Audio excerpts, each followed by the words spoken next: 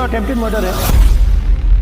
मैं मतलब YouTube पर अपने साथी के साथ प्रयास किया, कोशिश की और बहुत बुरा बर्ताव हुआ। कोई सपोर्ट किसी का नहीं। मैंने मतलब मेरी फादर से फाइट होती है इस बात पे, वो चाहते हैं कि मैं ये फील्ड छोड़ दूँ। सबसे बड़ा चीज ये सर कि अति पिछड़ा समाज और माइनॉरिटी समाज में ये दोनों समाज को लड़ाने की कोशिश की जा रही है, जिससे सामाजिक न्याय भी कमजोर हो रहा है और सांप्रदायिकता भी बढ़ रहा है। तो दलित है, पिछड़ा है, उनके ऊपर झूठा मुकदमा कराकर सर जेल भिजवाते रहे, यानी कि सर न्याय की कोई उम्मीद ही नहीं है। जहां हम लोग कहते हैं कि डेमोक्रेसी है, लेकिन डेमोक्रेसी नाम की कोई चीज नहीं है।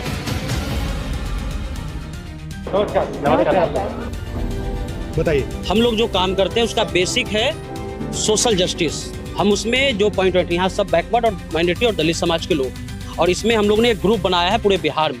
जहाँ भी कास्ट एट्रोसिटी होती है, जहाँ बच्चों के साथ बलात्कार होता है और FIR नहीं होता है, तो हम उसको करते हैं। PMCH का मामला जो मुजफ्फरपुर का था, सर गए, उसको सबसे पहले हमारी टीम ने कवरेज किया। और एक सबसे बड़ा चीज ये सर कि अति पिछड़ा समाज और माइनॉरिटी समाज में ये दोनों समाज को लड़ाने की कोशिश की जा रही है, जिससे सामाजिक न्याय भी कमजोर हो रहा है और सांप्रदायिकता भी बढ़ रहा है। तो हम लोग की मेन लड़ाई यही है कि हर हाल में जो सोशल। आप कितने हो बिहार में? हम टोटल अभी 52 लोग हैं। ये 52 लोग एक दूसरे के दोस्त हैं? जी। या इनके बीच में भी लड़ाई होती है? नहीं, वो सामाजिक न्याय का जुड़ाव है। आपके आमदनी तो ठीक बनती है या नो सर? बट आपको फाइनेंशियली नहीं होता। मेरा नाम सुमन है, मैं खबर लहरिया। आप अकेली लड़की हो? जी। खबर लहरिया न्यूज चैनल में एज ए सीनियर रिपोर्टर के रूप में काम करती हूँ।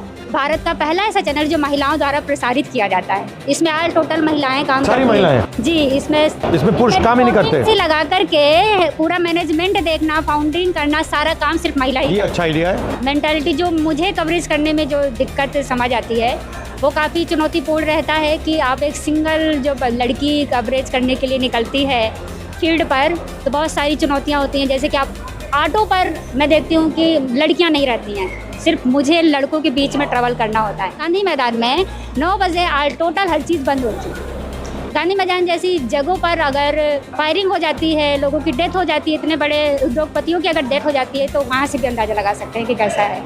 ये सब चीज़ें नोटिस है हमारी। सर मेरा नाम अमान मलिक है और हम बिहार के सबसे पिछड़े जिले से आते हैं जहाँ ट्रेन नहीं चलती है। पहली समस्या तो ये है हमारी। दूसरी समस्या ये है कि सर हम पटना यूनिवर्सिटी के मास कॉम के स्टूडेंट हैं, बैचलर डिग्री चल रहा है।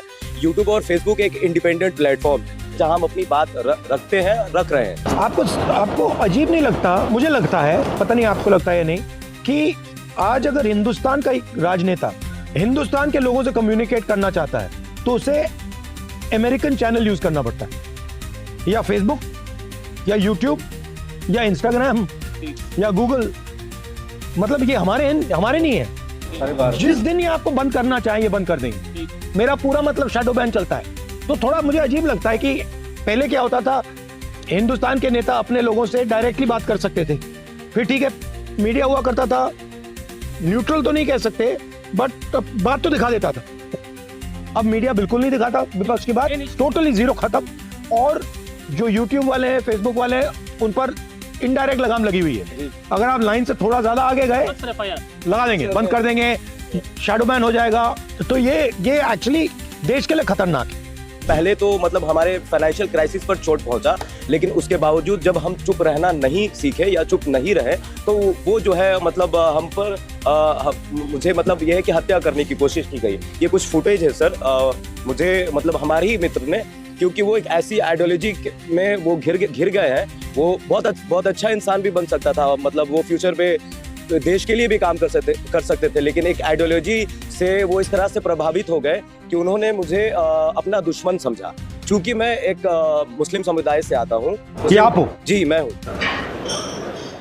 के साथ ऐसा ही होता है? ऐसा ही होता है सर। जब भी जाते हैं। और ये हमारे साथी सन्नी भाई हैं, ये सारे लोग ही। तो इसमें केस हुआ 20-22 दिन जेल में रहे, उसके बाद बाहर आ गए। और हमने भी मतलब उसके बाद ज्यादा एक्शन लेने की इसलिए कोशिश नहीं की सर, क्योंकि बार कॉलेज। ये तो अटेम्प्टेड मर्डर है। हाँ, अटेम्प्ट मर्डर है सर। वो 20 दिन में बाहर आ गए और अभी भी थ्रेट मिलता है सर कि केस उसी से। हाँ उसी से सर, अभी भी थ्रेट मिलता है। और मुझे लगता है कहाँ का है ये पटना यूनिवर्सिटी का मामला है सर। और ये पहला केस नहीं है, ये सिर्फ मेरे साथ, वहाँ स्टूडेंट के साथ भी होता है। मतलब बहुत बुरा बर्ताव होता है सर। पहले मतलब हम लोग वो काम कर रहे हैं सर जहाँ पर मेन स्ट्रीम के लोग नहीं पहुँच पाते हैं, हम वहाँ पहुँचते हैं। कोविड में मेरी मम्मी एक्सपायर कर गई, तो मुझे ये इंस्पिरेशन मिला कि मुझे इस फील्ड में आना है, क्योंकि मैंने भेदभाव देखा कोविड के समय में सर। मैं क्लियर नहीं बोल रहा हूं आपसे कि मैंने भेदभाव देखा, और वो भेदभाव किस आधार पे वो आप बेहतर जानते हैं, आपके सामने बैठे हैं। और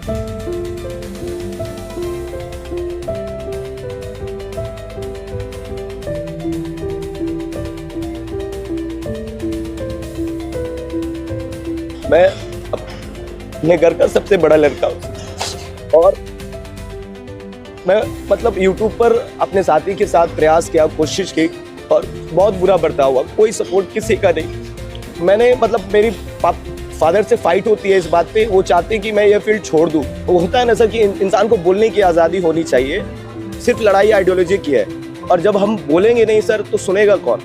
तो आइडियोलॉजी जिसकी आप बात कर रहे हो ये क्या है सर आपकी आइडियोलॉजी क्या है? सर मेरी आइडियोलॉजी है कि समाज में हर तबके को बराबरी की हिस्सेदारी मिले। हम सब जिस बैकग्राउंड से आते हैं ना सर, इन्हें बोलने नहीं दिया जाता था सर। यूनिवर्सिटी में इनके साथ रैगिंग होती थी, जात के आधार पर, धर्म के आधार पर। सर मेरी मम्मी सबके साथ हुआ? हाँ सर, मेजोरिटी में यही है सर। मेरा नाम रविकांत चौरसिया है सर, मैं बिहार के खगड़िया से, बोलता खगड़िया हमारा चैनल है।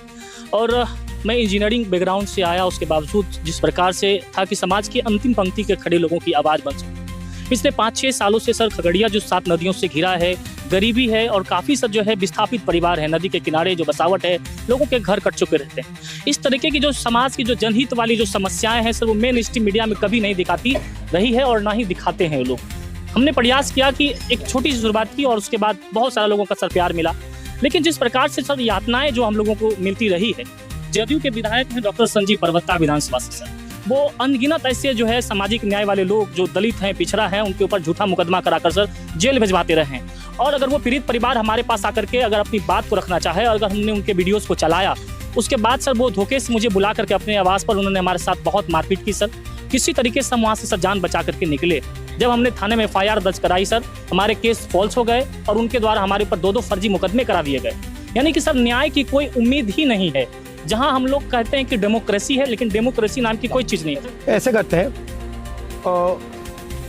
ये अभी चल रहा है, यहाँ पे यात्रा चल रही है, आप 52 लोग दिल्ली में आके मुझसे मिलो, ठीक है? और फिर थोड़ी अच्छी तरह सोच के प्लान करके कि हम इस 52 को 100, 200, 500, 1000, 2000, 10,000 कैसे करें, और किस प्रकार से हम आपकी थोड़ी सी अगर प्रोटेक्शन हो, असिस्टेंस हो, जो भी, मैं बड़े वायदे नहीं करूँगा, बट किस प्रकार से हम कर सकते हैं उसके बारे में डिस्कस करते हैं। Thank you.